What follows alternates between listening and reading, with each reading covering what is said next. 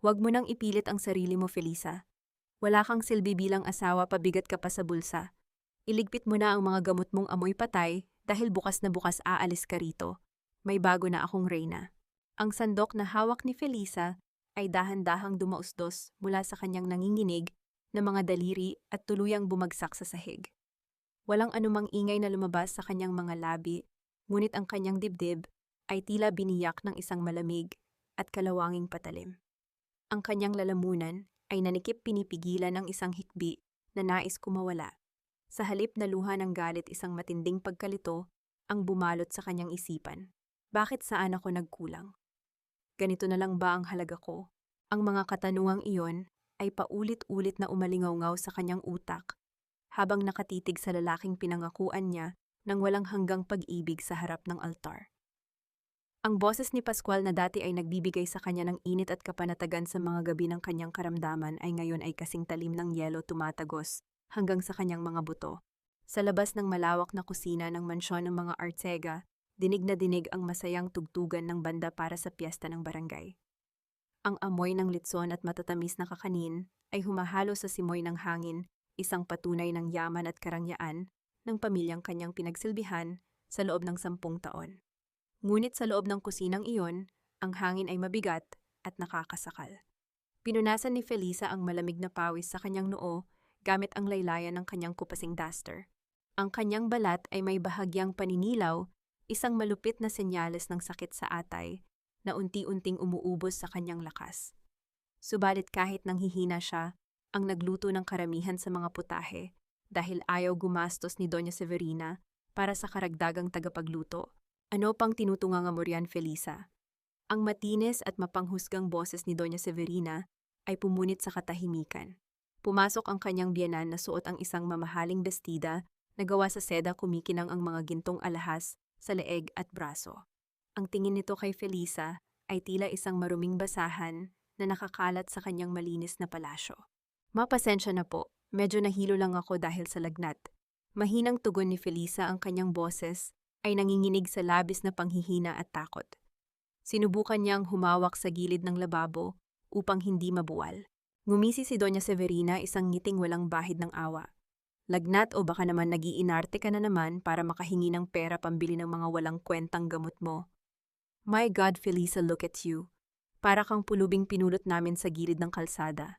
Wala ka nang ginawa kundi magkasakit. Utang na loob mo sa pamilyang ito na pinapakain ka pa namin kahit wala kang pakinabang lumabas ka roon.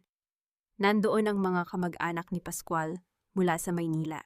Magpakita ka ng kaunting galang at magmano ka sa kanila. Huwag mong ipahiya ang anak ko. Pinilit ni Felisa na itayo ang kanyang sarili.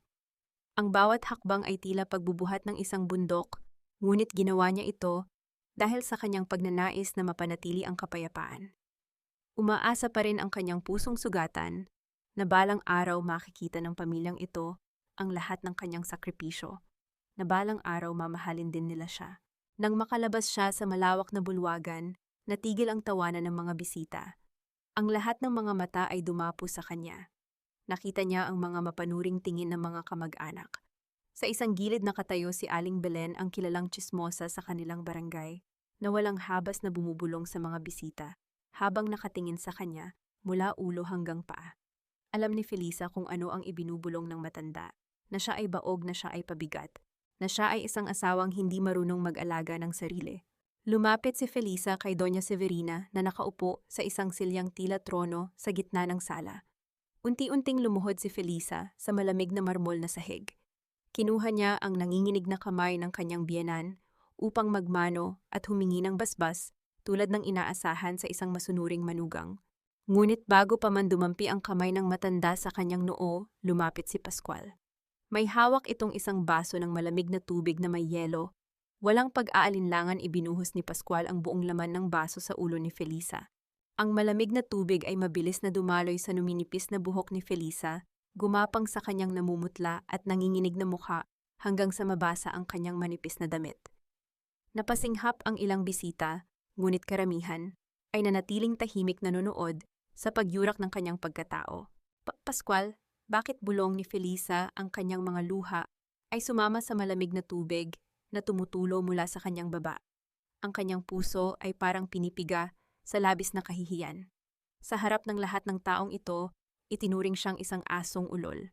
Para magising ka sa mga pag-iinarte mo. Malamig na sagot ni Pascual.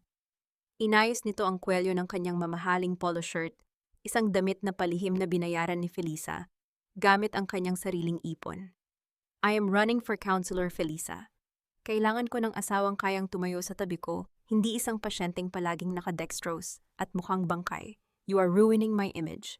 Pagkatapos magsalita ng asawa isang babae, ang lumabas mula sa likurang pinto ng sala.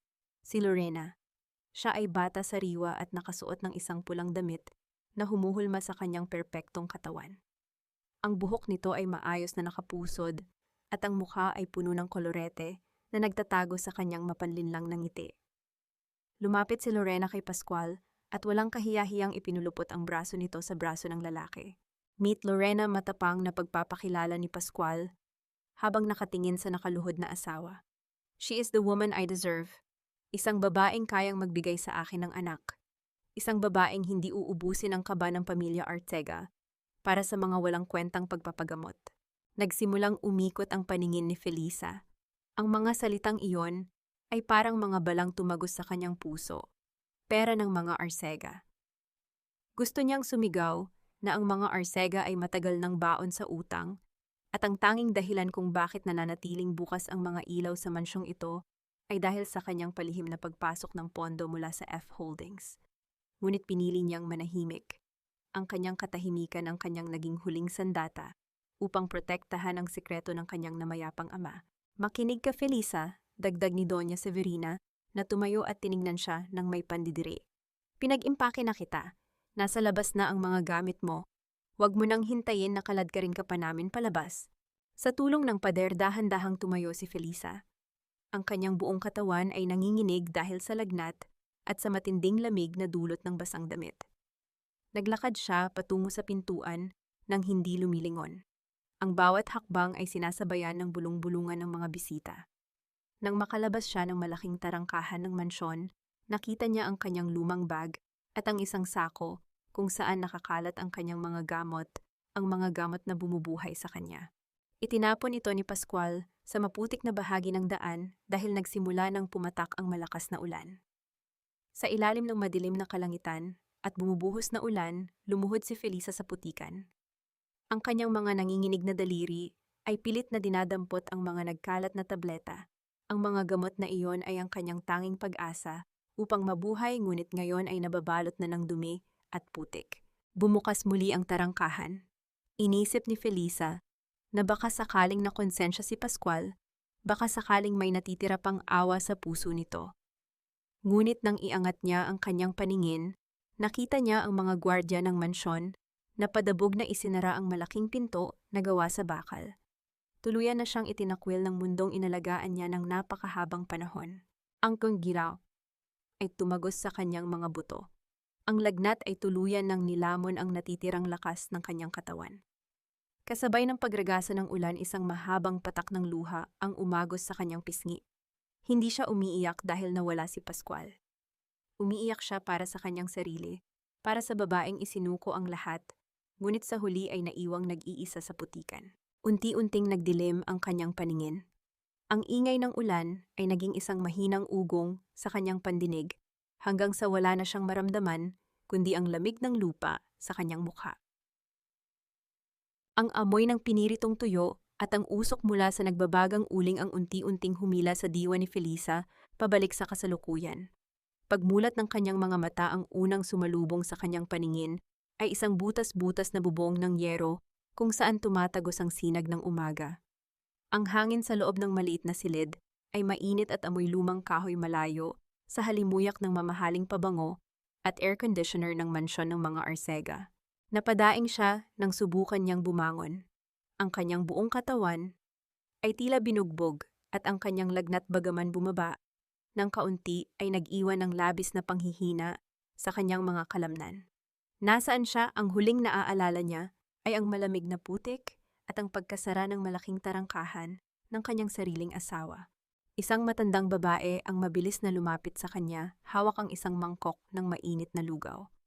Si Aling Rosa ang dating labandera ng mga Arcega na matagal nang umalis dahil sa hindi makatarungang pagtrato ni Doña Severina.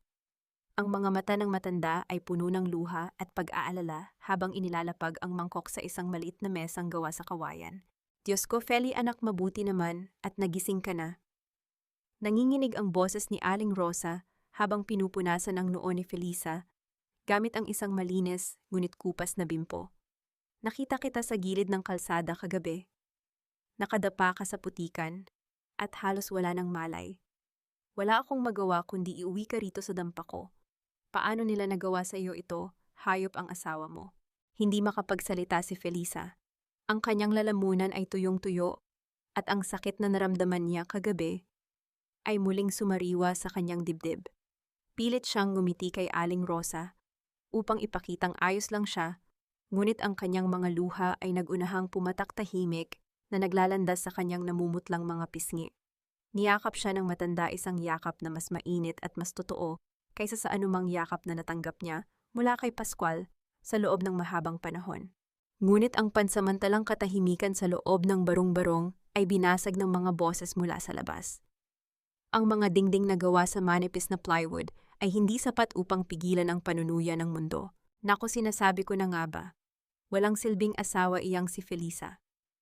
Ang malakas at nag-uumapaw sa kumpiyansang boses na iyon ay kay Aling Belen, ang kinikilalang reyna ng tsismis sa kanilang barangay. Sabi mismo ni Doña Severina kaya daw pinalayas ni Pascual yan dahil bukod sa baog na at ubod ng sakitin, nagnanakaw pa daw ng pera para ibigay sa kalaguyo. Ang kapal ng muka, di ba? Tapos ngayon nakikitira dyan kay Rosa. Mga bagahe ng lipunan. Ang bawat salita ay parang mga matutulis na karayom na ibinabaon sa puso ni Felisa. Nagnanakaw kalaguyo, heto na naman ang pamilya Arcega. Ginagamit ang bibig ng iba upang linisin ang kanilang pangalan habang inililibing siya ng buhay sa kahihiyan. Ibinigay niya ang lahat, ang kanyang kabataan, ang kanyang pag-aalaga, at maging ang mga pinaghirapang pera mula sa pamana ng kanyang ama para lang isalba ang pamilya ni Pascual sa pagkakabaon sa utang. Ngayon siya pa ang ginawang makasalanan. Siya ang baog, siya ang magnanakaw. Tinakpan ni Felisa ang kanyang mga tainga at humikbi ng walang tunog. Gusto niyang lumabas. Gusto niyang ipagsigawan sa buong barangay na ang bahay na pinagtataguan ni Pascual at ng kanyang bagong kabit ay pag-aari niya. Na ang pamilya Arcega ay mga linta na sumisipsip sa kanyang yaman, ngunit wala siyang lakas. Ang kanyang katawan ay traidor, at ang kanyang sikreto ay kailangan pa niyang protektahan hanggang sa makuha niya ang tamang pagkakataon. Huwag mo silang pakinggan, anak, bulong ni Aling Rosa, hinahagod ang likod ni Felisa. Alam ng Diyos ang totoo, babalik din sa kanila ang karma. Ilang sandali pa isang pamilyar na boses ang narinig nila mula sa may pintuan ng dampa. Tao po, Aling Rosa, Ate Feli. Iniluwa ng pinto si Mireya, ang nakababatang pinsan ni Felisa, na palagi niyang tinutulungan noong nag-aaral pa ito ng kolehiyo. Nakasuot si Mireya ng isang simpleng damit, ngunit may hawak itong mamahaling bag na binili pa mismo ni Felisa para sa kanyang kaarawan. Ang mukha nito ay puno ng pagkagulat at awa nang makita ang kalagayan ng kanyang pinsan. Ate Feli, my God, what happened to you? Bakit ka nandito sa ganitong klaseng lugar? Mabilis na lumapit si Mireya at hinawakan ang mga kamay ni Felisa. I heard what Kuya Pascual did. God, they are so cruel. Nang malaman ko ang nangyari, hinanap agad kita. Bahagyang gumaan ang pakiramdam ni Felisa. Sa kabila ng lahat ng paninira at pagtatakwil ng mundo, may isa pa palang kadugo na nagmamalasakit sa kanya. Mireya, mabuti at nandito ka. Wala na akong pupuntahan. Kinuha nila ang lahat. Don't worry, ate. I am here for you. Malambing na sagot ni Mireya, hinahaplos ang buhok ng kanyang pinsan. Ngunit sa kalagitnaan ng yakap na pansin ni Felisa na ang paningin ni Mireya ay naglilibot sa maliit na silid. Ang mga mata nito ay hindi nakatuon sa kalagayan niya, kundi sa paligid hanggang sa tumigil ito at matitigan ang isang lumang canvas bag na nakapatong sa ibabaw ng kahon sa sulok. Iyon ang bag na ipinapulot niya kay Aling Rosa kagabi. Iyon ang tanging bag na naglalaman ng kanyang lumang laptop at ng external drive, ang mismong ebidensya ng malawakang pangungurakot ni Pascual. at ang patunay ng pagiging lehitimong tagapagmana ni Felisa ng F Holdings. Isang kaba ang gumapang sa dibdib ni Felisa. Bakit ganoon makatingin si Mireya sa kanyang bag? Bago pa man siya makapagtanong, mabilis na binawi ni Mireya ang kanyang paningin at ngumiti ng pagkatamis-tamis. Ate, magpahinga ka muna. I'll buy you better medicine and some real food. Babalikan kita mamaya, okay, just rest. Paalam ni Mireya bago mabilis na lumabas ng dampa. Hindi man lang nag-iwan ng anumang tulong pinansyal kay Aling Rosa. Naiwang nag-iisip si Felisa. Ang pakiramdam ng hinala at takot ay nagsimulang maglaro sa kanyang isipan. Alam kaya ng pamilya Arcega na may hawak siyang ebidensya. Utos ba ni Pascual ang pagpunta ni Mireya rito? Bago pa man niya lubusang mabuo ang kanyang mga hinala, tatlong mararahang katok sa pintuan ang umagaw sa kanilang atensyon. Hindi ito katok ng isang kapitbahay na makikichismis, kundi isang formal at tiyak na pagtawag. Binuksan ni Aling Rosa ang pinto. Isang babaeng hindi nila kilala ang nakatayo sa labas. Siya ay nakasuot ng malinis na puting suit, may maikling buhok, at ang kanyang tindig ay nagpapakita ng labis na awtoridad. Sa kabila ng putik sa paligid, ang kanyang sapatos ay nanatiling malinis. Tumingin ang estranghera ng diretso kay Felisa, ang kanyang mga mata ay nagtataglay ng isang malamig, ngunit pamilyar na determinasyon. Itinaas nito ang kanyang kanang kamay na may hawak na isang kupas na brown na sobre, isang sobre na nagdadala ng selyo ng pamilya Arcega mula sa nakaraan. Ikaw ba si Felisa Villacorta? Tanong ng babae, ang boses ay kalmado ngunit may diin. Ako si Ines Salcedo at nandito ako para ibalik sa iyo ang kapangyarihang ninakaw nila sa iyo. Iyon ay kung handa ka ng lumaban. Ang hangin sa loob ng barong-barong ay tila tumigil sa paggalaw nang sabihin ni Ines ang mga salitang iyon. Ngunit hindi pa man nakakasagot si Felisa, ang atensyon ng lahat ay binaling sa pinto na muling bumukas. Hindi na si Mireya ang pumasok, kundi si Pascual na kasama ang dalawa sa kanyang mga tauhan. Ang bawat hakbang ni Pascual sa maduming sahig ay nagpapakita ng labis na kawalan ng paggalang. Mireya, tama ang impormasyon mo. Nandito nga ang basura imatpata. Wika ni Pascual habang nakatingin kay Felisa na halos hindi makatayo sa kama.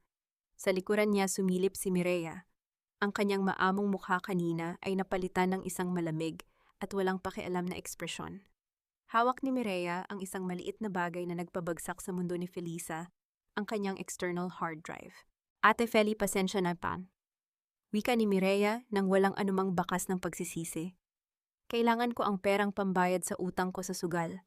Sabi ni Kuya Pascual, mas malaki ang ibabayad niya sa akin kung ibibigay ko sa kanya ang laman ng hard drive mo. Hindi ko akalaing ganun kahalaga ang mga file na ito sa kumpanya. Para kay Felisa, ang pagtataksil ni Mireya ay mas masakit pa kaysa sa pagtataboy ni Pascual. Ang babaeng itinuring niyang kapatid, ang babaeng pinag-aral niya at pinakain sa loob ng maraming taon, ay ibinenta ang kanyang tanging alas para sa ilang libong piso. Ang kanyang dibdib ay naghihingalo, ang bawat paghinga ay tila may kasamang bubog. Mireya, bakit? Bulong ni Felisa, ang kanyang boses ay basag at puno ng pagkabigo. Ngumisi si Pascual at mabilis na kinuha ang hard drive mula sa kamay ni Mireya. Bakit? Dahil alam naming lahat na wala kang laban, Felisa. Akala mo ba ay hindi ko alam ang mga sikreto mo? Akala mo ba ay kaya mo akong kontrolin gamit ang mga file na ito? Ngayong nasa akin na ang lahat, wala ka nang babalikan. Wala ka nang kapangyarihan.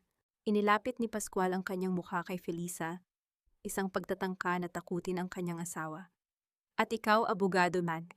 Baling nito kay Ines na nanatiling nakatayo ng tuwid at walang bahid ng takot. Umalis ka rito bago pa kita idemanda sa pakikialam sa usaping pampamilya. Ang babaeng ito ay isang magnanakaw at may sakit na isip. Hindi natinag si Ines.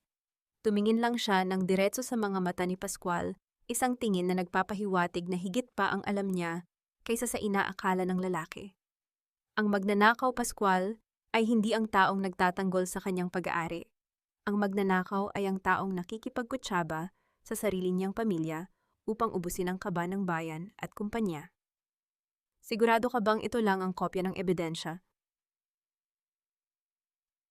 Napatigil si Pascual. Ang kanyang ngiti ay unti-unting napalitan ng pag-aalinlangan. Anong ibig mong sabihin? Ang hard drive na hawak mo ay isa lamang dekorasyon, wika ni Ines nang may buong tiwala. Ang mga tunay na dokumento, ang mga pirmadong kontrata at bank records na magpapakulong sa iyo habang buhay ay hindi kailanman inilagay ni Felisa sa isang piraso ng teknolohiya na madaling nakawin ng mga taong tulad ninyo. Sa isang iglap nagbago ang timpla ng mukha ni Mireya. Ang pagiging kampante nito ay napalitan ng matinding kaba. Kuya, baka niloloko lang tayo nito. Buksan mo ang drive, tingnan natin. Binuksan ni Pascual ang kanyang laptop sa gitna ng barong-barong. Inilagay niya ang hard drive at mabilis na nag-type.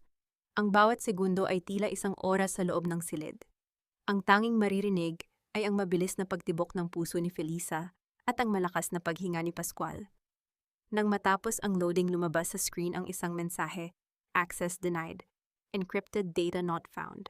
Ano iton? Sigaw ni Pascual sabay hagis ng laptop sa sahig. Ang laptop ay tumama sa dingding at nagkahiwa-hiwalay ang mga bahagi nito. Nasaan ang mga dokumento, Felisa? Nasaan ang mga records ng F Holdings? Tumayo si Felisa sa tulong ni Aling Rosa. Kahit nanghihina ang kanyang mga mata, ay naglalabasan na ng isang determinasyong hindi pa nakikita ni Pascual noon. Hindi mo na kailangang malaman, Pascual. Ang tanging dapat mong malaman ay hindi na ako ang Felisa na nakaluhod sa harap mo sa fiesta. Hindi na ako ang babaeng titiisin ang lahat para sa utang na loob na inimbento ninyo. Lumapit si Pascual at akmang sasaktan si Felisa, ngunit mabilis na humarang si Ines. Subukan mo at sisiguraduhin kong hindi ka na makakatapak sa labas ng rehas habang buhay. Ang kaso mo ay hindi na lamang tungkol sa F Holdings. May mga bagong ebidensya kaming hawak tungkol sa mga peking proyekto mo bilang counselor. Nataranta si Mireya. Ang kanyang mukha ay namumutla na. Kuya, tara na, baka may mga pulis na sa labas, alis na tayo. Pabalang na lumabas sina Pascual at Mireya sa dampa, iniwan si Felisa, na nakatayo pa rin sa gitna ng silid, hinihingal, ngunit hindi na natatakot. Nang tuluyang makalayo ang mga ito, napaluhod si Felisa, hindi dahil sa sakit, kundi dahil sa matinding emosyon. Ang hard drive na kinuha ni Mireya ay naglalaman lamang ng mga lumang litrato ng kanyang pamilya at mga resibo ng kanyang mga personal na gamit. Ang lahat ng tunay na ebidensya ay ligtas na nakatago sa ibang lugar. Nilingon ni Ines si Felisa, na ngayon ay tahimik na humihikbi. Hindi pa tapos ang laban, Felisa. Pero ngayon alam na nila na hindi ka nila pwedeng tapakan ng ganoon lang. Handa ka na bang bawiin ang lahat? Tumango si Felisa habang ang mga luha sa kanyang mga mata ay unti-unting natutuyo, napalitan ng apoy ng paghihiganti at hustisya. Ason! Gusto ko na lang mawala, Ines. Gusto ko na lang mawala at hindi na magising pa. Ang boses ni Felisa ay halos isang bulong na lamang, kasing hina, ng usok na nanggagaling sa namamatay na uling sa labas ng dampa. Nakaupo siya sa gilid ng papag, ang kanyang mga kamay ay nakapatong sa kanyang kandungan, nanginginig, at tila hindi alam kung paano muling bubuin ang sarili. Ang pagtataksil ni Mireya ay parang huling pako sa krus na kanyang pinapasan. Ang lahat ng kanyang pagtitiwala, ang lahat ng kanyang pagmamahal sa pamilya, ay tila naging abo sa isang saglit. Lumapit si Ines at dahan-dahang naupo sa tabi niya. Hindi ito nagsalita agad. Hinayaan niya ang katahimikan na bumalot sa kanila, habang ang tunog ng banayad na pagpatak ng ulan sa bubong na yero ay tila nagpapaalala sa bawat luhang ibinuhos ni Felisa. Kumuha si Ines ng isang malinis na bimpo, at marahang pinunasan ang dumi sa pisngi ni Felisa, ang dumi mula sa putikan ng mansyon at ang dumi mula sa kasinungalingan ng kanyang mga kaanak. Hindi iyan ang solusyon, Felisa. Malumanay na wika ni Ines, ang kanyang boses ay may lalim na tila nanggagaling sa sarili niyang mga sugat. Ang mawala ay ang huling regalong maibibigay mo sa mga taong sumira sa iyo. Iyon ang gusto nilang mangyari, ang makita kang tuluyan ng naglaho para wala nang hihila sa kanila pababa mula sa pedestal na ninakaw nila. Tumingin si Felisa kay Ines, ang kanyang mga mata ay puno ng pagtataka sa kabila ng labis na pait. Bakit mo ito ginagawa? Bakit mo ako tinutulungan? Hindi mo ako kilala. Wala akong maibabayad sa iyo. Niwala akong matulugan na maayos ngayon. Isang mapait na ngiti ang sumilay sa mga labi ni Ines. Ibinaba niya ang bimpo at tumingin sa malayo, tila may tinitingnang alaala, na pilit niyang binabaon. Kilala ko ang mga Arteaga, Felisa. Higit pa sa iniisip mo. Ang lalaking itinuturing na haligi ng tahanang iyon, ang ama ni Pascual. Siya ang dahilan kung bakit namatay ang nanay ko sa lungkot at kahihiyan. Nanlaki ang mga mata ni Felisa. Ano? Ako ang kanilang maruming sikreto. Pagpapatuloy ni Ines ang kanyang mga daliri, ay mahigpit na nakakapit sa kanyang tuhod. Anak ako sa labas, isang pagkakamali na pilit nilang itinago at itinapon, habang si Pascual ay lumalaking puno ng luho at pagmamahal ako. At ang nanay ko ay namumuhay sa gutom at panunumbat. Nakita ko kung paano nila gamitin ang kanilang kapangyarihan para tapakan ang mga taong wala namang kasalanan. Kaya nang makita kita sa gitna ng piyesta, nakita ko ang sarili ko. Nakita ko ang nanay ko. Hinawakan ni Ines ang kamay ni Felisa, isang mahigpit na hawak na nagpapahiwatig ng isang alyansang nabuo mula sa parehong sakit. Hindi lang kita tinutulungan dahil sa kumpanya. Tinutulungan kita dahil kailangan nating ipamukha sa kanila na ang mga taong itinapon nila ay ang mga taong magpapabagsak sa kanila. Sa gitna ng madilim na silid, isang maliit na ningas ng pag-asa ang nagsimulang mag-alab sa puso ni Felisa. Hindi na siya nag-iisa. Mayroon siyang isang anghel na nanggaling mismo sa madilim na kahapon ng pamilyang sumira sa kanya. Tumayo si Aling Rosa at inabutan sila ng mainit na kape. Ang amoy nito ay nagbigay ng kaunting ginhawa sa nanlalamig na katawan ni Felisa. Kumain ka muna, Feli. Kailangan mong magpalakas. Hindi ka makakalaban kung ang katawan mo mismo ang sumusuko. Huwag kang mag-alala sa pera, may kaunti pa akong naitabi mula sa huling sahod ko bago ako umalis sa mansyon. Napahagulgol si Felisa sa kabutihan ng matanda. Salamat, Aling Rosa, maraming salamat. Plano na natin ang susunod na hakbang, wika ni Ines, habang inilalabas ang isang maliit na notebook. Ang pag-freeze sa accounts ni Pascual ay simula pa lang. Magtataka sila kung bakit hindi gumagana ang kanilang mga credit card sa gitna ng kanilang victory party. Hahayaan nating isipin nila na technical glitch lang ito habang unti-unti nating hinahatak ang lupa sa ilalim ng kanilang mga paa. Pero ang sakit ko, Ines, paalaala ni Felisa, hinahawakan ang kanyang tagiliran kung saan nararamdaman ang pamilyar na kirot ng kanyang atay. Baka hindi ako umabot sa dulo. Aabot ka, Felisa. Dadalhin kita sa pinakamahusay na doktor sa Maynila. Gagamitin natin ang pondo ng F Holdings na hindi nila alam na umiiral. Magpapalakas ka hindi lang para sa hustisya kundi para sa sarili mo. Gusto kong makita nila ang isang Felisa na hindi na kailangang humingi ng tawad sa pagiging buhay. Sa gabing iyon, habang ang ulan ay patuloy na kumakanta sa itaas ng kanilang mga ulo, natulog si Felisa nang may bitbit na bagong layunin. Hindi na siya ang biktima na naghihintay ng awa. Siya ay isang sugatang tigre na nagpapalakas sa dilim, naghihintay ng tamang sandali upang bawiin ang lahat. Ngunit sa labas ng dampa sa kabila ng dilim, isang pares ng mga mata ang nakamasid. Isang anino ang dahan-dahang lumalapit sa bintana, may hawak na telepono at tila may binubulong na isang ulat na maglalagay muli sa panganib sa buhay ni Felisa. Habang ang ulan ay nagbibigay ng musikang nakakaantok sa labas, sa loob ng mansyon ng mga Arcega, ang bawat sulok ay puno ng ingay ng pagdiriwang. Ang mga mamahaling kristal na baso ay nagtatama at ang bango ng mga pagkaing inihanda ng pinakamahuhusay na caterer ay humahalimuyak sa hangin. Si Pascual ay nakatayo sa gitna ng bulwagan, suot ang isang mamahaling suit na tila pumipilit na itago ang kanyang kawalan ng dignidad. To the future of the Arcega legacy, sigaw ni Pascual habang itinataas ang kanyang baso. Ang mga bisita ay nagpalakpakan. Sa gilid ng bulwagan, nakatayo si Doña Severina, ang kanyang mukha ay hindi maipinta. Bagaman nakangiti siya sa mga bisita, ang kanyang mga mata ay nananatiling matalim at mapagmatiyag. Sa isang iglap, kinaladkad niya si Lorena patungo sa isang tahimik na sulok ng garden kung saan hindi sila maririnig ng kahit sino. Lorena, ano ang ibig sabihin nito? Tanong ni Doña Severina, ang boses ay pabulong, ngunit puno ng lason. Bakit tumatawag ang bangko sa akin? Sinasabi nilang hindi ma-process ang payment para sa catering at para sa mga poster na ipinapaskil natin sa buong barangay. Nasaan ang perang ipinadala natin sa account para sa campaign fund? Si Lorena na kanina lang ay nakikipagtawanan sa mga asawa ng mga negosyante ay biglang namutla. Ang kanyang mga kamay na nakasuot ng mga mamahaling singsing ay nagsimulang magpawis. Baka nagkakaroon lang ng system maintenance ang bangko. Huwag po kayong mag-alala, marami pa tayong cash na nakatago sa vault sa loob ng kwarto. Cash saan nanggaling ang cash na iyon? Matalim na tanong ni Doña Severina. At bakit parang nabawasan ang mga alahas na nakatago sa safety box, Lorena? Huwag mo akong subukan. Alam ko ang bawat galaw mo. Hindi alam ni na Doña Severina at Pascual na sa kabilang panig ng lungsod sa isang maliit na opisina na puno ng mga monitor si Ines ay nakaupo habang si Felisa ay nakatingin sa mga datos na lumilitaw sa screen. Bawat click ni Ines ay isang dagok sa imperyong itinayo ni Pascual gamit ang pera ni Felisa. Ines, bakit hindi pa natin tuluyang ubusin pan? Tanong ni Felisa. Ang kanyang boses ay mas malakas na ngayon, mas buhay at mas determinado.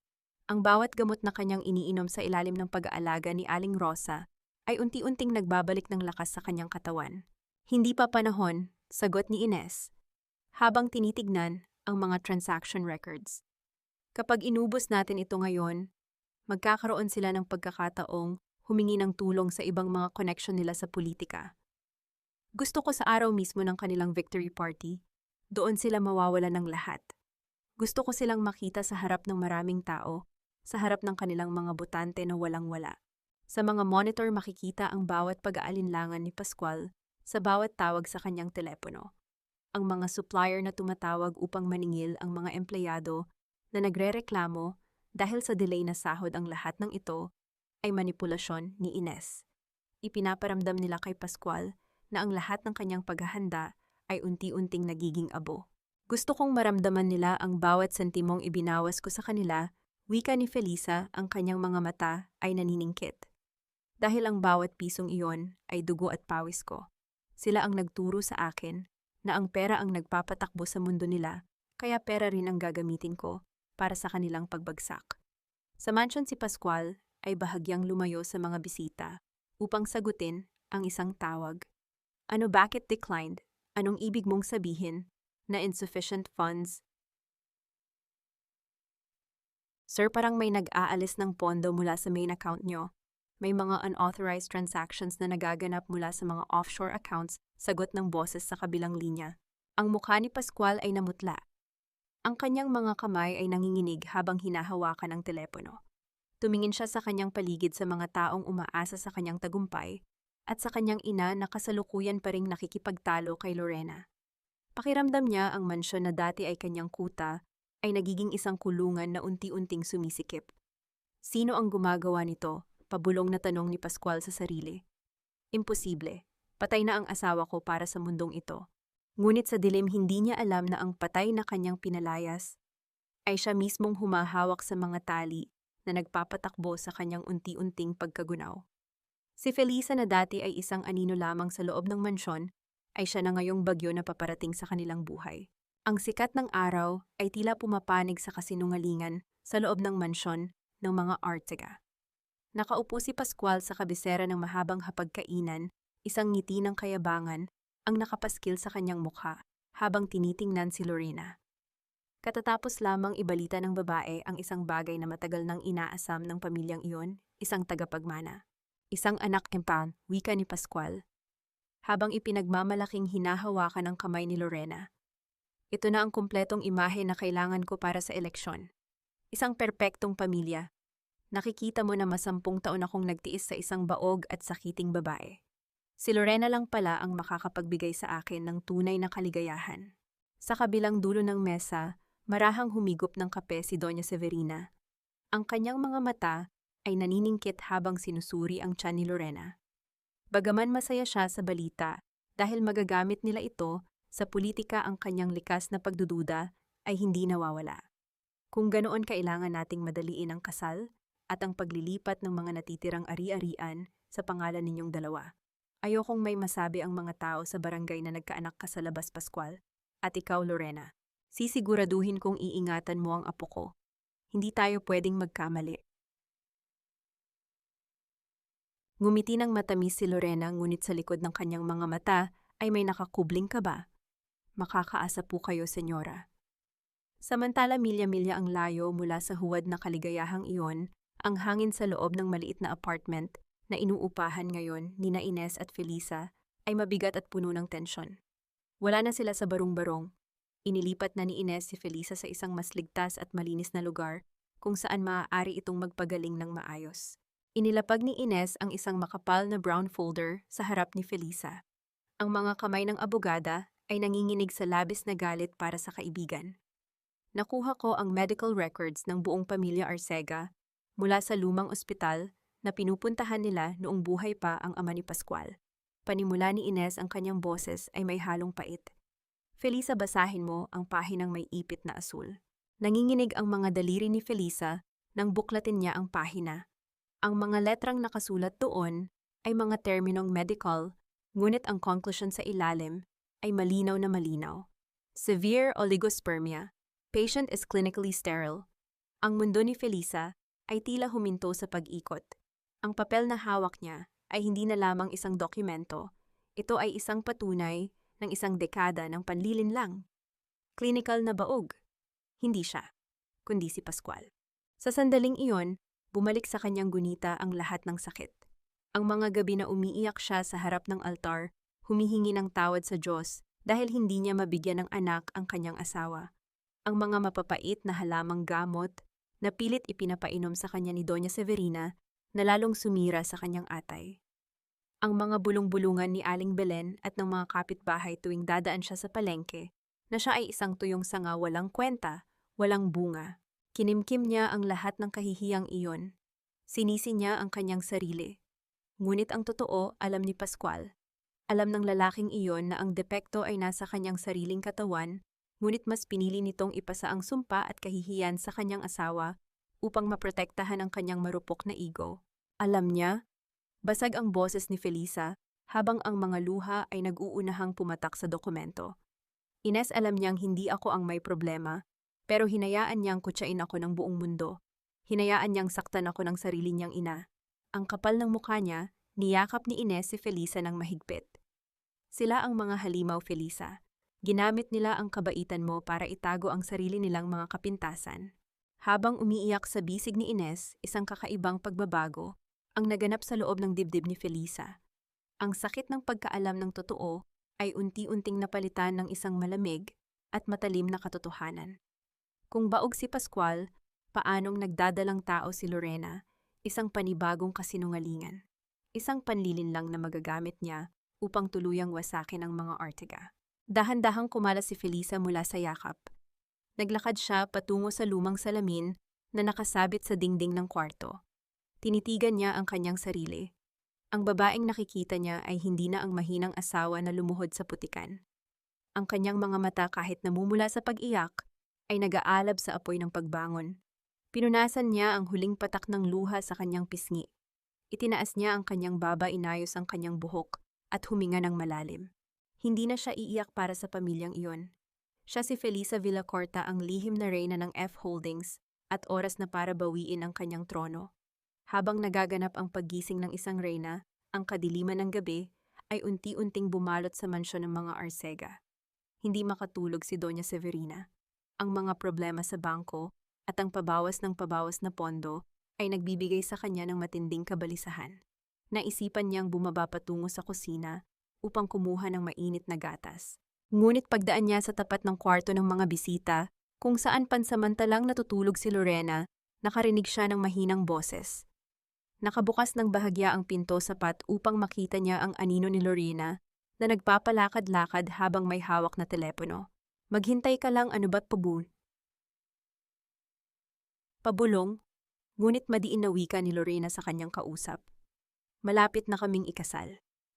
Kapag nailipat na sa pangalan ko ang mga ari-arian, tatakasan ko ang tangang politikong ito at sasama na ako sa iyo. Oo, paniwalang paniwala silang buntis ako. Nagbayad ako ng malaki sa klinika para sa peking ultrasound result. Wala silang kaalam-alam. Ang marahang paghigpit ng kamay ni Doña Severina sa doorknob ay tila isang babala ng isang paparating na bagyo. Ang kanyang mga mata ay nanlaki sa labis na galit at ang kanyang dibdib ay nagtaas-baba sa tindi ng pagtataksil na kanyang narinig. Ang babaeng inakala nilang tagapagligtas ng kanilang angkan ay isa palang linta na mas masahol pa kaysa sa pinalayas nilang manugang. Ngunit bago pa man makapasok si Doña Severina, upang kalad ka rin palabas si Lorena, isang malamig na boses mula sa kanyang likuran, ang nagpatigil sa kanyang paghinga. Ma, anong ginagawa mo rito sa labas ng kwarto ni Lorena? Nilingon ni Doña Severina ang kanyang anak na si Pascual na nakatayo sa dilim ng pasilyo naghihintay ng kanyang isasagot. Ang malamig na simoy ng hangin sa pasilyo ng mansyon ay tila naging yelo nang magtama ang mga mata ni na Doña Severina at Pascual. Ang tanong ng kanyang anak ay nakabitin sa hangin, naghihintay ng kasagutan na maaaring gumuho sa kanilang mga plano. Tiningnan ni Doña Severina ang nakapinid na pinto ng kwarto ni Lorena. Ang kanyang dibdib ay nag-aapoy sa galit, ngunit ang kanyang utak ay mabilis na nagkalkula. Kung ibubunyag niya ngayon ang peking pagbubuntis ng babaeng ito, masisira ang imahe ng perpektong pamilya na ibinebenta ni Pascual sa mga botante. Matatalo sila sa eleksyon at tuluyan nang mawawala ang natitirang impluensya ng mga Arcega. Kailangan niyang magtiis. Kailangan niyang sumunod sa laro ni Lorena hanggang sa makuha ni Pascual ang posisyon. Pagkatapos noon siya mismo ang magtatapon sa babaeng ito sa kangkungan. Wala anak, kalmadong sagot ni Doña Severina pilit na pinapakalma ang kanyang nanginginig na boses. Chinecheck ko lang kung maayos ang tulog ng magiging manugang ko at ng apo ko. Gusto ko sanang dalhan siya ng gatas pero mukhang mahimbing na ang tulog niya. Tara na magpahinga na rin tayo. Malaking araw bukas para sa victory party mo. Walang kamalay-malay si Pascual sa tinatagong puot ng kanyang ina. Ngumiti lamang ito at inalalayan ang matanda pabalik sa kwarto. Sa loob ng silid ni Lorena nakasandal ang babae sa pinto, mariing nakahawak sa kanyang dibdib nagpapasalamat dahil hindi siya nabuking. Ang tatlong ahas sa loob ng iisang bubong ay unti-unti nang nagkakalason, hindi alam na ang tunay na bagyo ay parating na mula sa labas. Kinabukasan sa isang pribadong daungan sa Cebu, isang pamilyar na hangin ang sumalubong sa isang babaeng pababa mula sa isang yate na pag-aari ng F Holdings. Si Felisa, wala na ang maputlang balat at ang nanghihinang hakbang. Sa ilalim ng masinsinang paggagamot sa Maynila gamit ang walang hanggang pondo ng kanyang tunay na kumpanya, nanumbalik ang sigla at ganda ni Felisa.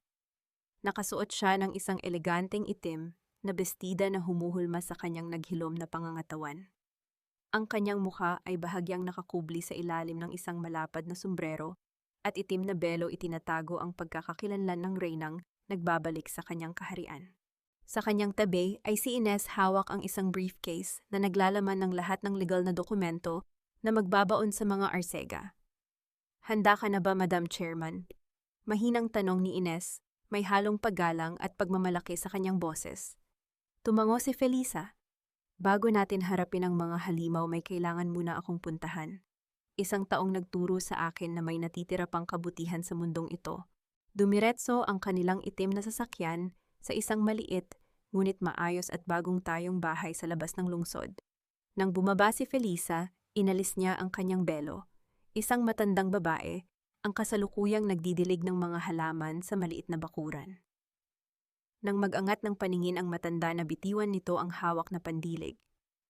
Ang tubig ay patuloy na umagos sa damuhan, habang ang mga mata nito ay nanlalaki sa gulat at tuwa.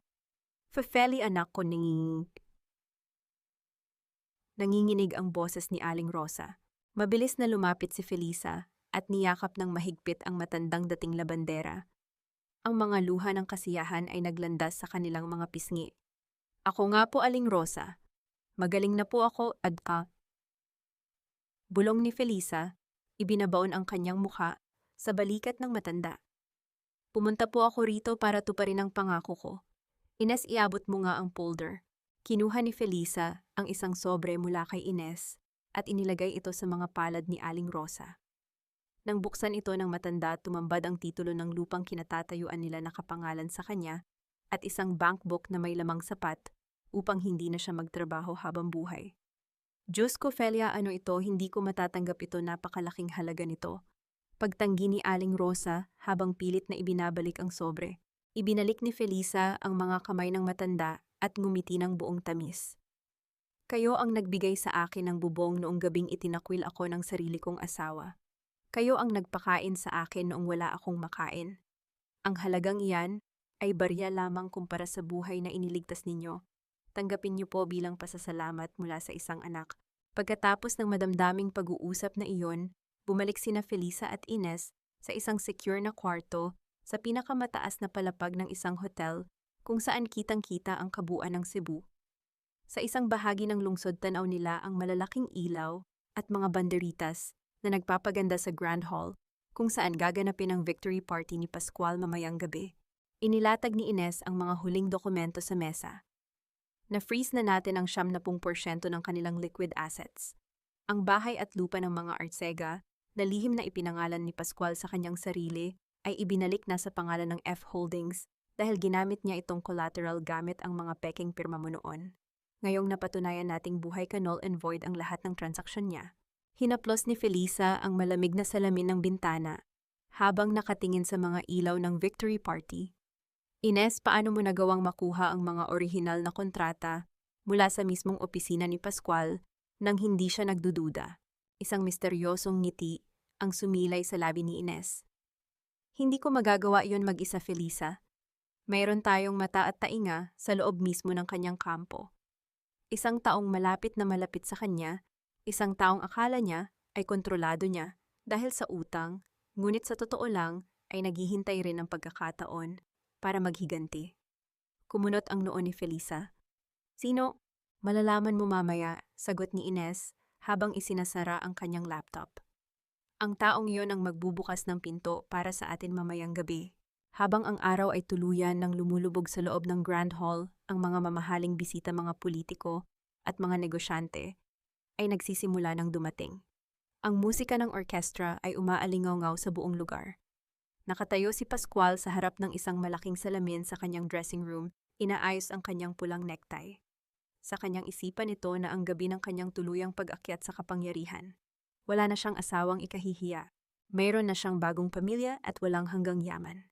Ngunit hindi niya alam na sa isang itim na sasakyan na papalapit na sa venue, ang babaeng itinapon niya sa putikan ay naghihintay na lamang ng tamang musika upang maglakad pabalik sa kanyang buhay, hindi upang magmakaawa, kundi upang maningil. Ang Grand Hall ng hotel ay nagniningning sa liwanag ng mga gintong chandelier. Ang mga kilalang personalidad sa politika, mga negosyante mula sa buong Visayas at mga leader ng barangay na dati bumoto kay Pascual ay nagkakatipon upang saksihan ang pagdedeklara ng kanyang tagumpay. Sa gitna ng entablado nakatayo si Pascual, suot ang kanyang pinakamasayang ngiti, habang si Lorena ay nasa kanyang tabi haplos-haplos, ang kanyang sinasabing buntis na tiyan, at si Doña Severina ay nakaupo sa unang hanay na may mapagmataas na tindig. Mga kaibigan, mga kapwa ko Cebuano. Panimula ni Pascual gamit ang mikropono, ang kanyang boses ay umaalingaw-ngaw sa buong bulwagan. Ang gabing ito ay hindi lamang pagdiriwang ng aking tagumpay sa eleksyon. Ito ay pagdiriwang ng bagong simula. Isang bagong simula kasama ang babaeng nagbigay sa akin ng tunay na pamilya, si Lorena, at ang aming magiging anak. Pumalakpak ang mga tao. Ngunit bago pa man matapos ang masigabong palakpakan, isang kakaibang pangyayari ang umagaw sa atensyon ng lahat. Ang malaking LED screen sa likod ni Pascual, na dapat sana'y nagpapakita ng kanyang logo sa kampanya, ay biglang nag-iba. Imbes na mga slogan, lumabas ang mga detalyadong bank statements, mga transaksyong nagpapakita ng paglilipat ng milyon-milyong piso mula sa kaban ng bayan papunta sa personal na account ni Pascual Arcega. Napatigil ang musika. Ang palakpakan ay napalitan ng mga bulong-bulungan. Nanlaki ang mga mata ni Pascual. Anong nangyayari dito? Patayin niyo yan, technical team, patayin niyo ang screen. Sigaw niya, ang kanyang tinig ay nababalot ng takot at pagkalito. Ngunit walang sumunod. Sa halip na mamatay ang screen, ay nagpakita pa ng isang dokumento. Isang medical record na may malinaw na konklusyon sa ilalim, Pascual Arcega, clinically sterile. Kasunod nito ay isang peking resibo mula sa isang kilalang klinika na nagpapatunay na nagbayad si Lorena Magtibay para sa isang huwad na ultrasound result. Ang buong hall ay binalot ng matinding katahimikan na sinundan ng mga pag-atras ng mga kilalang tao palayo sa entablado. Nanlumo si Lorena at napatakip sa kanyang mukha habang ang mga bisita ay nagsimulang magbigay ng mga mapanghusgang tingin. Si Doña Severina ay napatayo mula sa kanyang upuan, ang kanyang mukha ay namumula sa matinding kahihiyan. Sino ang may gawa nito? Ang paos na sigaw ni Pascual. Sa pagbubukas ng malalaking pintuan sa likuran ng Grand Hall, ang sagot ay dumating. Isang babae ang pumasok. Nakasuot siya ng isang perpektong pulang bestida, na sumisimbolo sa lakas at kapangyarihan. Ang kanyang buhok ay nakaayos ng elegante, at ang kanyang tindig ay tila isang reynang nagbabalik upang bawiin ang kanyang kaharian. Ang mga bisita ay humawi upang bigyan siya ng daan. Ang ilan ay hindi makapaniwala sa kanilang nakikita. Hindi na siya ang maputla payat at nakayukong babae na pinagtawanan ng buong barangay. Siya ay si Felisa Villacorta. At sa kanyang likuran, naglalakad ng taas noo ay si Ines, kasama ang isang pamilyar na mukha na nagpanganga kay Pascual, si Mireya. Felisa, nauutal na wika ni Pascual habang umaatras tila nakakita ng multo. Paanong, patay ka na? Isang malamig ngunit nakakabinging ngiti ang sumilay sa mga labi ni Felisa. Huminto siya sa mismong paanan ng entablado. Tumingala siya sa kanyang dating asawa, walang kahit na anong bahid ng takot o pag-ibig sa kanyang mga mata. Hindi namamatay ang mga damong ligaw na pilit ninyong tinatadyakan sa putik Pascual. Malinaw na wika ni Felisa. Wala siyang hawak na mikropono ngunit ang kanyang boses ay pumuno sa bawat sulok ng bulwagan. Tumutubo silang muli upang bawiin ang lupang ninakaw ninyo. Tiningnan ni Pascual si Mireya na nakatayo sa likod ni Ines. Ikaw, trinaidor mo ako. Dapat po ka, mamtatkat pa kay. Yumuko ng bahagya si Mireya kay Felisa bilang paggalang bago tumingin kay Pascual nang may pagkasuklam. Wala akong trinaidor, Kuya Pascual. Ginawa ko lang kung ano ang tama. Bago pa ako pumunta sa barong-barong noon upang kunin ang peking hard drive, nakausap na ako ni Ate Feli. Siya ang nagbayad ng lahat ng utang ko sa sugal, hindi ikaw na pinagsamantalahan ang kahinaan ko para nakawin ang ebidensya niya. Ako ang mata ni Ines sa opisina mo. Ako ang nagpalit ng mga kontratang pinirmahan mo. Ang katotohanan ay tila isang malaking pader na bumagsak sa ulo ni Pascual. Ang babaeng inakala niyang mangmang ay mas matalino pa pala kaysa sa kanya na isip na ang lahat ng hakbang bago pa man siya gumalaw. Naglakad pa palapit si Doña Severina kay Felisa. Ang matanda kahit nangangatalang tuhod sa matinding kahihiyan, sa harap ng mga kaibigang alta sosyedad, ay pilit pa ring iniaangat ang kanyang muka. Wala kang utang na loob, Felisa, pinakain ka namin. Inalagaan ka namin kahit baog ka at walang silbi. At ito ang igaganti mo sa pamilyang nag-ampon sa iyo. Hindi umatras si Felisa. Sa halip lumapit siya ng isang hakbang kay Doña Severina, sapat upang magkalapit ang kanilang mga mukha. Kayo ang walang utang na loob, senyora, malamig na tugon ni Felisa. Pinakain niyo ako gamit ang sarili kong pera.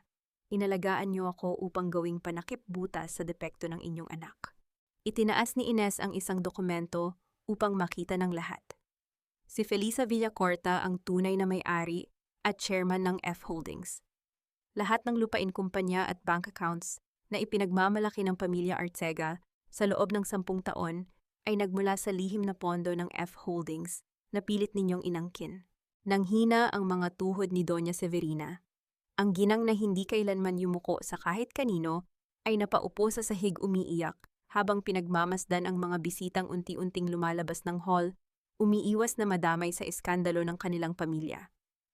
Mula sa likuran ng hall pumasok ang ilang mga unipormadong pulis na may hawak na warrant of arrest. Lumapit sila kay Pascual. Pascual Arcega, inaaresto ka namin sa kasong plunder estafa at malversation of public funds. Wika ng opisyal habang ipinapasok ang malamig na posa sa mga pulso ng lalaki. Nagpumigla si Pascual, ang kanyang kayabangan ay napalitan ng pagmamakaawa. Tumingin siya kay Felisa. Umiiyak ang kanyang mga mata, ay nagmamakaawa. Felisa, please, asawa mo ako, 10 taon tayong nagsama. Patawarin mo ako, ibabalik ko lahat, mamahalin na kita. Please, wag mong gawin sa akin ito. Tinitigan siya ni Felisa at sa isang mahiwagang pagkakataon, walang naramdamang awa ang babae, kundi isang malalim na kaluwagan. Ang aninong bumabalot sa kanya sa loob ng isang dekada ay tuluyan ng naglaho. Asawa mo ako nang pinili mong itapon ang mga gamot ko sa putikan sa gitna ng ulan. Mahinahong sagot ni Felisa habang ang mga pulis ay nagsisimulang kaladkarin si Pascual pababa ng entablado. Tapos na ang pagmamano ko sa inyo. Habang si Pascual ay tinatangay palabas at si Lorena ay umiiyak sa isang sulok, matapos iwanan ng kanyang mga kasabwat, si Felisa ay nanatiling nakatayo sa gitna ng bulwagan. Humarap siya sa naiwang liwanag ng entablado, ang mga luha sa kanyang mga mata ay hindi luha ng pait, kundi luha ng isang taong nakawala sa wakas sa isang napakahabang bangungot. Ngunit ang kaligayahang ito ay panandaliang napatigil ng lumapit si Ines. May hawak na isang sobre mula sa ospital. Ang mukha ay balot ng matinding pag-aalala. Isang tawag mula sa doktor ni Felisa. Ang katahimikan sa loob ng sasakyan, pabalik sa hotel, ay nakabibingi malayong malayo sa ingay ng iskandalo na iniwan nila sa Grand Hall. Nakasandal si Felisa sa malamig na bintana. Pinagmamasdan ang mga nagdadaanang ilaw ng syudad. Ang bigat sa kanyang dibdib na daladala niya ng halos isang dekada ay tila naiwan doon sa entablado kasabay ng pagbagsak ng mga Arteaga. Ngunit ang sobrang hawak ni Ines sa passenger seat ay isang paalala na hindi pa tapos ang kanyang laban. Ano ang sabi ni Dr. Mendoza, Ines? Basag ni Felisa sa katahimikan, ang kanyang boses ay kalmado ngunit may pahiwatig ng pagkapagod. Tiningnan siya ni Ines mula sa rearview mirror, ang mga mata ng abogada ay puno ng awa. Ang gamutan na ginawa natin sa Maynila, nakatulong ito para manumbalik ang lakas mo at pabagalin ang paglala ng cirrhosis.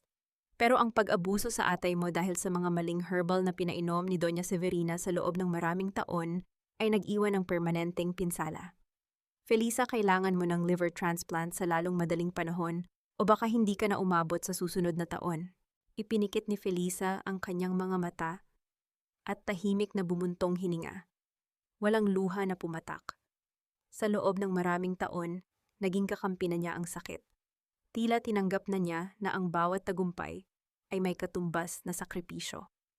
Gagawin natin ang kailangan, Ines, pero bago ako humiga sa operating table may mga huling bagay pa akong tatapusin.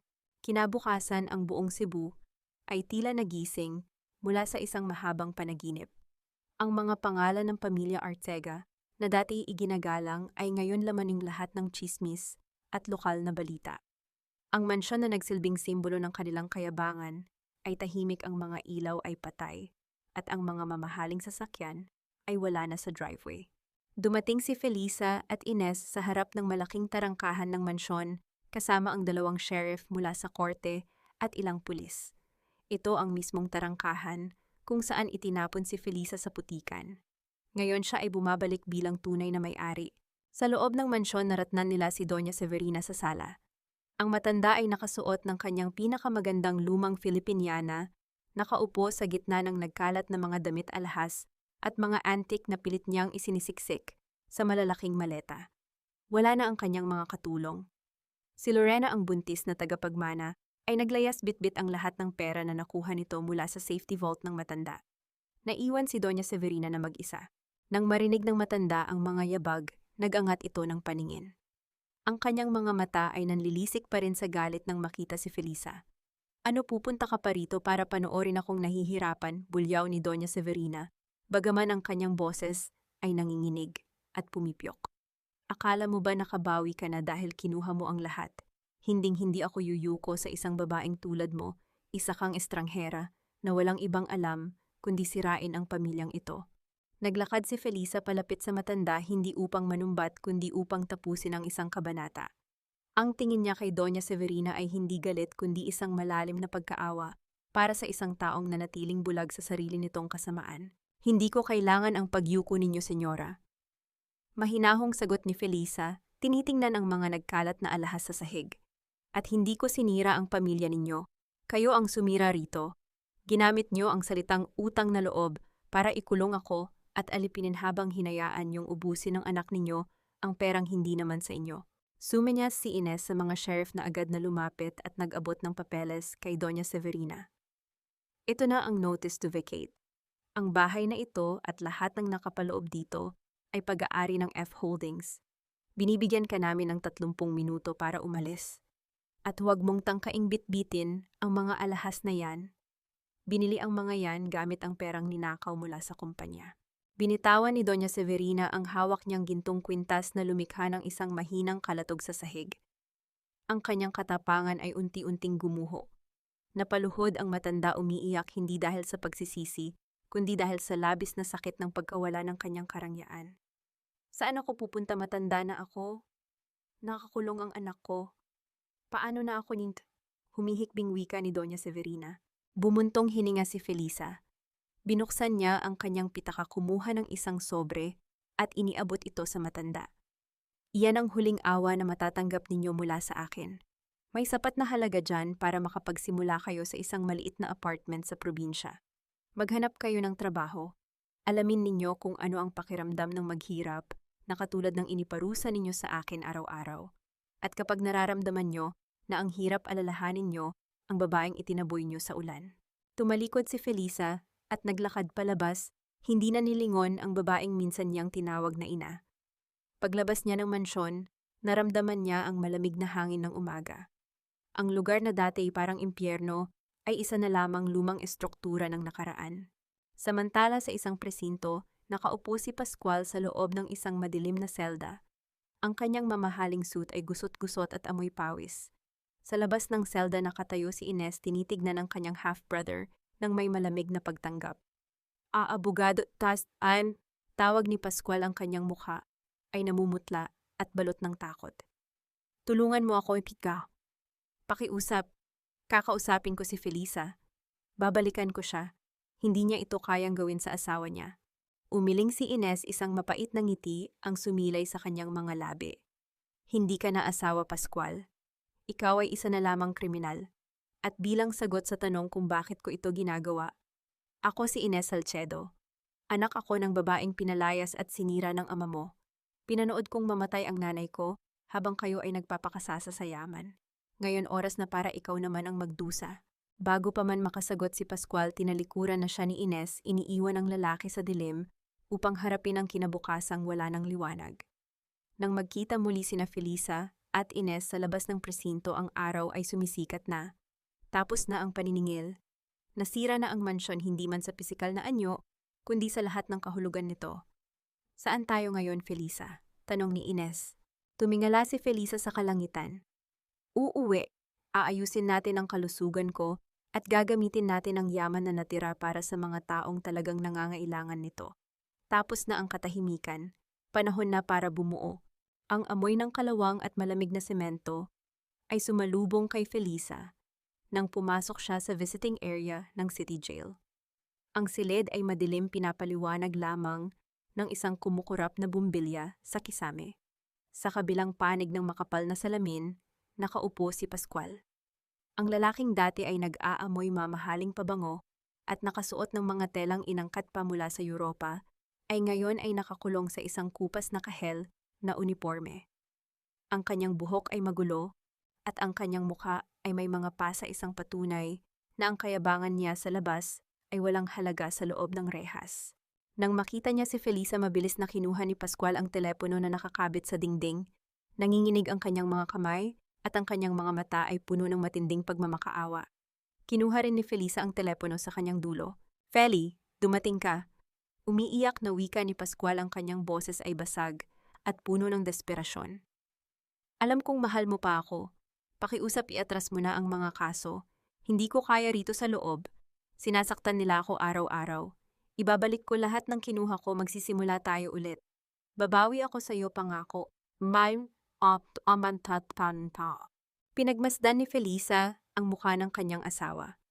Sa loob ng maraming taon, inisip niya na ang sandaling ito ang makita si Pascual na lumuluhod at nagmamakaawa sa kanya ang magbibigay sa kanya ng sukdulang kaligayahan. Ngunit habang nakatingin siya rito, wala siyang naramdamang tuwa. Wala ring galit. Isang malalim at malamig na kawalan lamang ang naiwan sa kanyang dibdib. Ang pag-ibig na ibinigay niya sa lalaking ito ay matagal nang namatay inilibing kasama ng mga gamot na itinapon sa putikan. Hindi ako pumarito para iligtas ka, Pascual. Malumanay ngunit matatag na sagot ni Felisa. Pumarito ako para iligtas ang sarili ko. Humagulgol si Pascual, isinasandal ang kanyang noo sa malamig na salamin. Feli, pakiusap. Asawa mo ako. Hindi nagputol ni Felisa, at kahit kailan hindi mo ako itinuring na asawa. Ginamit mo lamang ako para takpan ang sarili mong mga pagkukulang. Pero gusto kong malaman mo, Pascual, na pinapatawad na kita. Nag-angat ng paningin si Pascual, isang kislap ng pag-asa ang dumaan sa kanyang mga mata. Talaga iaatras mo na ang kaso, umiling si Felisa. Ang pagpapatawad ay hindi nangangahulugang pagtakas sa parusa. Pagbabayaran mo ang mga kasalanan mo sa batas. Pinapatawad kita hindi dahil karapat-dapat ka kundi dahil ayaw ko nang dalhin ang bigat mo sa puso ko. Ibinabalik ko na sa iyo ang lahat ng kasinungalingan at kahihiyan. Malaya na ako. Ibinaba ni Felisa ang telepono bago pa man makasagot si Pascual. Tumalikod siya at naglakad palabas ng madilim na pasilyo, iniiwan ang lalaking patuloy na sumisigaw sa likod ng makapal na salamin. Ang bawat hakbang niya palayo sa kulungan ay tila pagkalag ng mga tanikalang nakapulupot sa kanyang mga paa sa loob ng isang dekada. Paglabas niya ng presinto, naghihintay si Ines sa tabi ng kanilang sasakyan, kasama ang isang taong hindi inaasahan ni Felisa, si Mireya. Nang makita ng nakababatang pinsan si Felisa, agad itong yumuko, hindi makatingin ng diretso dahil sa hiya. Ate Feli, nandito ako para ibigay sa iyo ang natitirang mga dokumento mula sa opisina ni Kuya Pascual. At gusto ko rin sanang magpaalam. Uuwi na ako sa probinsya. Maghahanap ako ng trabaho doon para mabayaran ang mga utang ko sa iyo. Nilapitan ni Felisa ang kanyang pinsan at marahang hinawakan ang balikat nito. Hindi mo kailangang umalis, Mireya. Nag-angat ng luha ang mga mata si Mireya. Pero ate, nagamit nila ako para saktan ka noon. Kahit pa tinulungan ko kayo ni Ines sa huli, alam kong malaki ang kasalanan ko sa iyo. Ayokong isipin mo na ginagamit ko lang ang utang na loob natin sa isa't isa. Isang malambot na ngiti ang sumilay sa labi ni Felisa. Ang tunay na utang na loob, Mireya, ay hindi pagpapaalipin. Ito ay ang paggawa ng tama para sa sarili mo at sa mga taong nagmamahal sa iyo. Nangiliwanag ka at tinulungan mo akong bawiin ang kumpanya iyon, ang tunay na kabayaran. Kailangan ko ng mga taong mapagkakatiwalaan sa F Holdings. Bibigyan kita ng posisyon, pero kailangan mong patunayan na karapat-dapat ka rito. Magsisimula ka sa ibaba. Yumakap ng mahigpit si Mireya kay Felisa, walang katapusan ang pagpapasalamat. Sa sandaling iyon, naramdaman ni Felisa na ang pagbuo ng pamilya ay hindi nakadepende sa dugo o pangalan, kundi sa kakayahang magbago at magpatawad. Nang makasakay sila ni Ines sa kotse, tinanong siya ng abogada tungkol sa malaking mansyon ng mga Arcega na ngayon ay nakapangalan na sa kanya. Ano ang plano mo sa mansyon, Felisa? Ibebenta ba natin? Masyadong maraming masamang alaala ang nakabaon sa mga pader na iyon para tirhan mo pa, wika ni Ines habang pinapaandar ang sasakyan. Hindi ko iyon titirhan, sagot ni Felisa habang nakatingin sa labas ng bintana. Tila may nabubuong magandang larawan sa kanyang isipan. Gagawin natin itong isang foundation, isang kanlungan para sa mga babaeng biktima ng pang-aabuso, panlilinlang at manipulasyon sa sarili nilang pamilya. Gusto kong ang bahay na ginamit upang durugin ang pagkatao ko ay maging lugar kung saan ang ibang kababaihan ay mabubuong muli. Tatawagin natin itong Kanlungan ni Rosa bilang parangal sa mga taong nag-aalay ng tunay na pag-ibig ng walang kapalit. Ngumiti si Ines, sumasang-ayon sa magandang plano ng kaibigan. Bago sila dumiretso sa ospital para sa huling check-up, humiling si Felisa na dumaan muna sa dalampasigan. Ang sasakyan ay huminto sa isang tahimik na bahagi ng dagat sa Cebu. Bumaba si Felisa, nilalanghap ang maalat at sariwang hangin.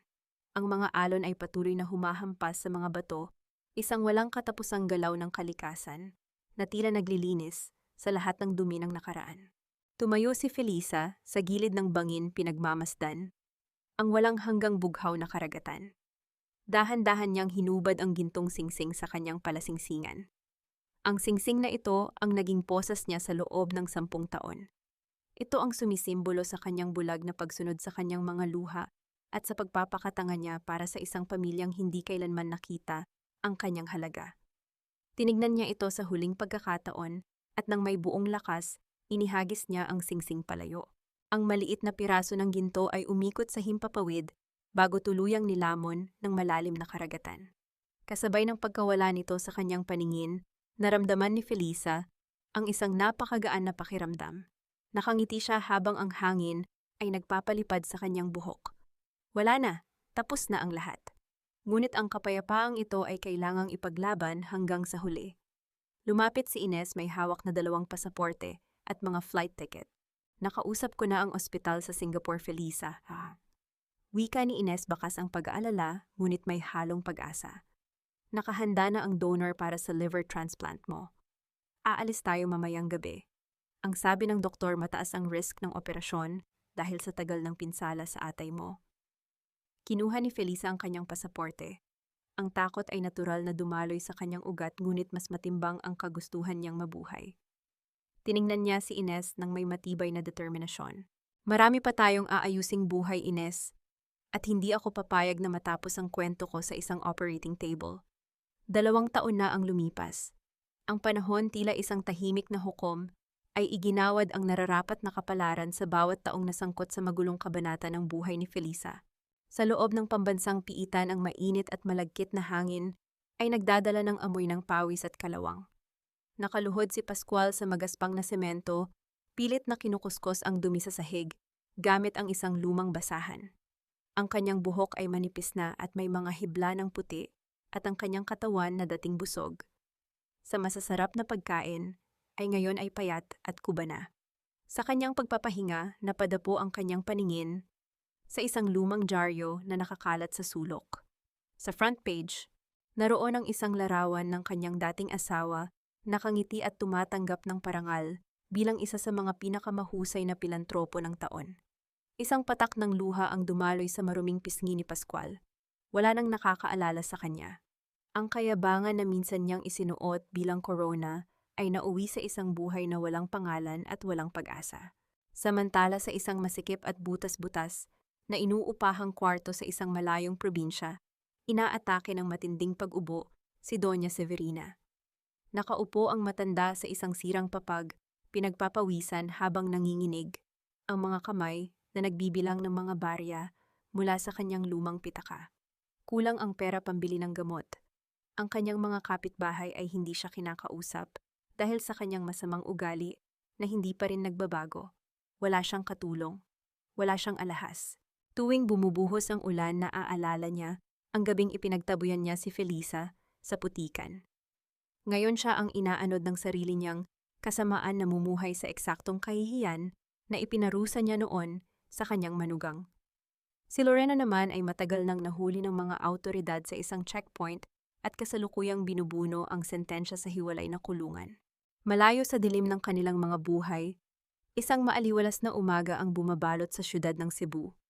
Ang mansyon ng mga Arcega ay hindi na nagdadala ng pangalan ng pamilyang iyon. Ang mataas na tarangkahan ay palaging bukas, at sa itaas nito ay nakasabit ang isang magandang karatula-kanlungan ni Rosa. Mula sa malawak na hardin kung saan naglalaro ang ilang mga bata, habang nagtatahi ang kanilang mga ina, lumabas si Felisa. Hindi na siya ang babaeng nagtatago sa ilalim ng belo. Ang operasyon sa Singapore 2 taon na ang nakararaan ay naging isang ganap na tagumpay. Ang kanyang balat ay may malusog na kulay, ang kanyang buhok ay mahaba at umaalon sa hangin, at ang kanyang mga mata ay naglalaman ng isang kapayapaang hindi mabibili ng anumang yaman. Nakasuot siya ng isang simpleng puting bestida, naglalakad ng magaan at puno ng biyaya. Ate Feli, tawag ng isang boses mula sa veranda. Napangiti si Felisa nang makita si Mireya. Ang kanyang pinsan ay may bitbit na mga folder kakatapos lamang magturo ng basic accounting sa mga kababaihang biktima ng pang-aabuso na nakatira sa foundation. Pinatunayan ni Mireya ang kanyang sarili. Siya ngayon ang namamahala sa livelihood programs ng kanlungan. Sa likuran ni Mireya, lumabas si Ines mula sa opisina, may hawak na 2 tasa ng mainit na kape. Ang abogada ay nananatiling matikas, ngunit ang kanyang mga mata ay mas malambot na ngayon. Si Ines ang tumatayong legal counsel ng foundation, walang bayad na ipinagtatanggol ang mga asawang ninakawan ng karapatan at dignidad. Mukhang maganda ang resulta ng klase mo ngayon, Mireya.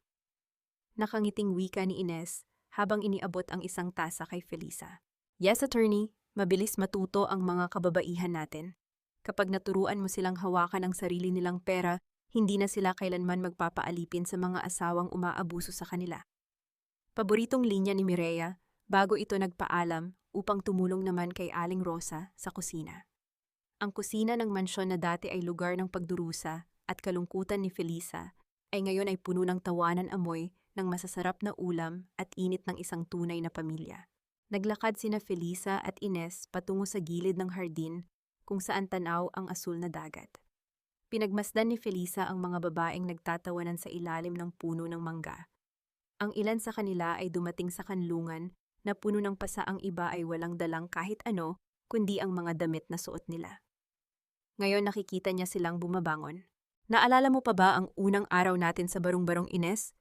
Mahinang tanong ni Felisa, ang kanyang tinig ay tila hinihele ng simoy ng hangin. Sinabi ko noon na gusto ko na lang mawala. Sumimsim ng kape si Ines at tumango. At tignan mo kung nasaan ka ngayon, Felisa. Nahanap mo ba ang kapayapaan na hinahanap mo? Tumingala si Felisa sa maaliwalas na kalangitan. Ang sagot ay matagal nang nakatanim sa kanyang puso. Nahanap na niya ang kapayapaan noong araw na binitiwan niya ang pangangailangan na mahalin ng mga taong hindi marunong magpahalaga. Nahanap niya ito nang piliin niyang patawarin sina Pascual at Severina, hindi upang makipagbalikan o maging kaibigan sila, kundi upang patidhin ang tanikala ng galit na nag-uugnay sa kanila. Ang pagpapatawad na tutunan niya ay hindi para sa mga nanakit, kundi para sa pusong nasaktan upang makalaya itong muli. Ang halaga ng kaligayahan ay hindi mura. Binayaran niya ito ng 10 taon ng luha ng isang muntik ng mawasak na kalusugan at ng pagkawasak ng isang pamilyang inakala niyang totoo. Ngunit habang pinagmamasdan niya ang mga kababaihang tinutulungan niya ngayon, alam niyang sulit ang bawat sugat. Isang mahalagang aral ang naging gabay niya na nais niyang ibahagi sa bawat babaeng nakikinig sa hangin. Ang pagiging asawa, ina o manugang ay hindi isang lisensya upang maging alipin. Ang tunay na sakripisyo ay naguugat sa pagmamahal na may respeto, hindi sa utang na loob na ginagamit bilang sandata. At higit sa lahat, ang isang babae ay hindi mahina kapag siya ay nananahimik. Minsan ang kanyang katahimikan ay ang oras ng kanyang paghihilom, pag-iipon ng lakas, paghahanda para sa isang muling pagbangon na yayanig sa mundo. Masaya ako, Ines. Sobrang saya. Nakangiting tugon ni Felisa. Ang kanyang mga mata ay nagkikinangan. Ibinaba niya ang tasa ng kape at niyakap ang kanyang matalik na kaibigan. Mula sa dating babaeng itinapon sa putikan, umusbong ang isang reynang nagtayo ng sarili niyang palasyo, hindi gawa sa malamig na marmol at kasinungalingan, kundi gawa sa pag-asa, pagmamahal at katotohanan. Humarap si Felisa sa karagatan, handang salubungin ang mga bukas na puno ng liwanag. Ang kanyang katahimikan ay natapos na dahil ngayon ang kanyang buhay na ang nagsasalita.